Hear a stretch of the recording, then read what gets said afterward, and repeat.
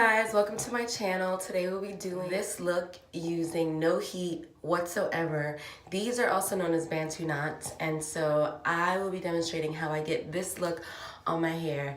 And so if you are interested, please stay tuned and watch. It's a super easy process and something that anyone can do. This is a look that I normally do when I get my hair straightened, just to avoid putting heat to my hair, but at the same time still looking, slaying it. You know how I do.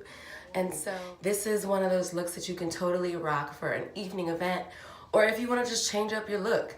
So for me, this is one of the looks that I do when I straighten. Thank you so much for tuning in, and stay tuned to watch how I got this look.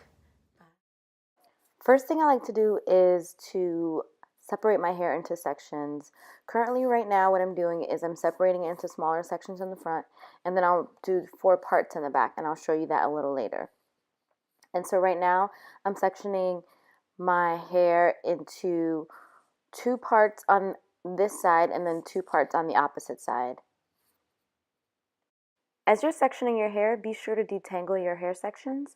This ensures that you have a seamless process when it comes to taking your hair down. Once you've had your hair parted into a section, what you're going to do is you're going to start to twist the hair towards your ear. And so what you'll do is you'll twist the entire hair section all the way down to the end. As you're twisting down the hair shaft, make sure that the twist is tight and consistent, and this will help with the takedown process. Once you're done twisting, what you're going to do is you're going to start to wrap the hair towards your ear. And what you're doing is you're basically wrapping it into a Bantu knot. And as you can see, as I'm wrapping it, I'm also twisting it with my fingers, and I'm wrapping it towards my ear. And so this allows for it to wrap around itself. And as you keep doing this, make sure that you are twisting the hair as you're doing this so it does not unravel. Once you're done, what you're going to do is you're going to take a bobby pin and you're going to pin it to the scalp. And if it does unravel, what you're going to do is you're going to take it out and then do it again. In the next section, what I like to do is I like to part it into 2 smaller sections. And we'll start with the front section. And basically I'm detangling and making sure that all the knots are out. And then I start to twist. And I repeat the same process as I did with the first section, and making sure that I twist all the way down the hair shaft. And once I've done doing that, I will start to twist it around the part.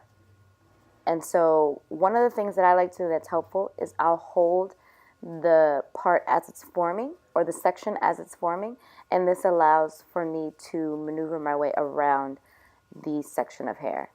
Once I've done that, I will bobby pin it down to my scalp.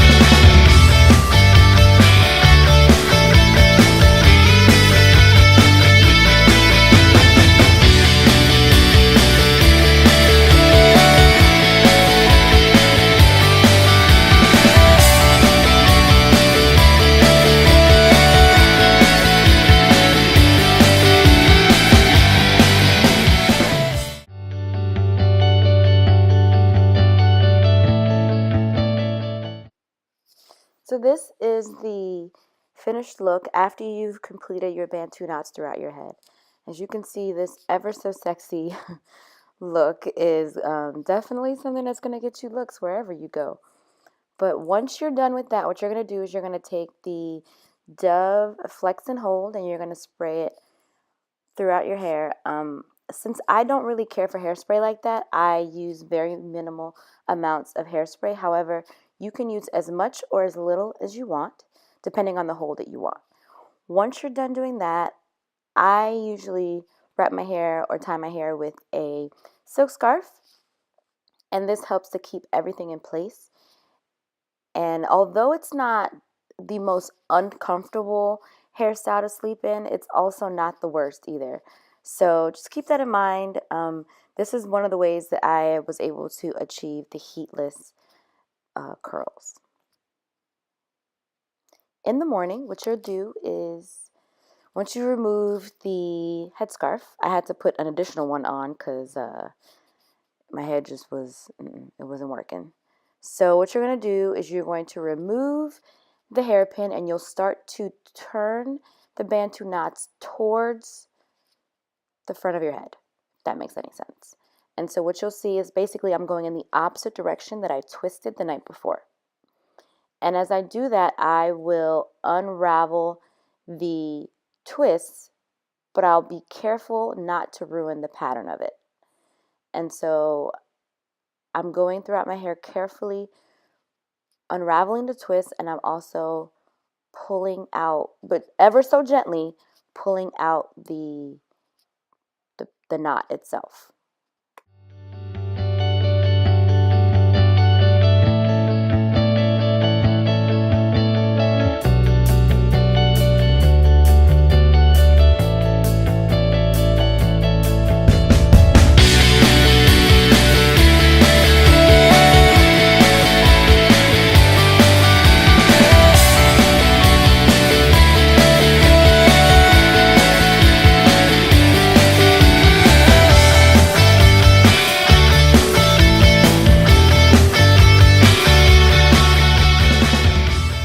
Now that you've taken down your knots, disregard my little rock and roll dance that I just did. What you're going to do is you're going to ever so gently start to separate the knots or the sections. And so what you'll do is you'll separate the section depending on how small or how large you want your sections to be. You will start to separate. What you'll see me doing here is it started to get a little frizzy, and so what I did was I started to twist it back in the same direction that the hair was originally in. And so that will help to keep its shape and also keep its curl. As you can see, I'm going throughout the hair. I'm not rushing the process. I am slowly but surely separating the curls, but at the same time trying to keep as much of the curl pattern as possible so that it doesn't cause additional frizz. And because I detangled while I was sectioning my hair, there are no knots and there are no snags within the separation process.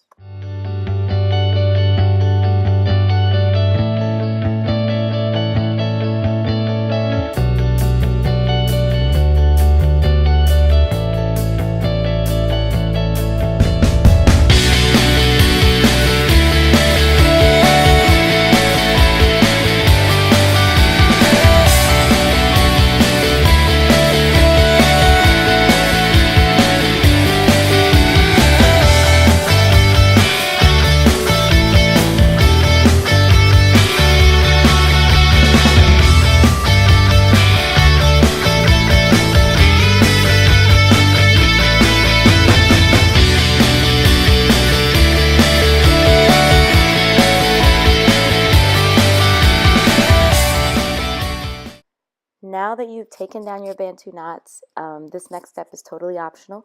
But one of the things that I like to do is I will take a mirror and I will look at the back and the side of my hair to see where I have like maybe random parts or, you know, sections that are still showing from the night before. And what I'll do is I'll take a wide tooth comb or even a hair pick and I will start to cover up those sections. And I'm using a wide tooth comb, so I make it a point not to comb through the hair.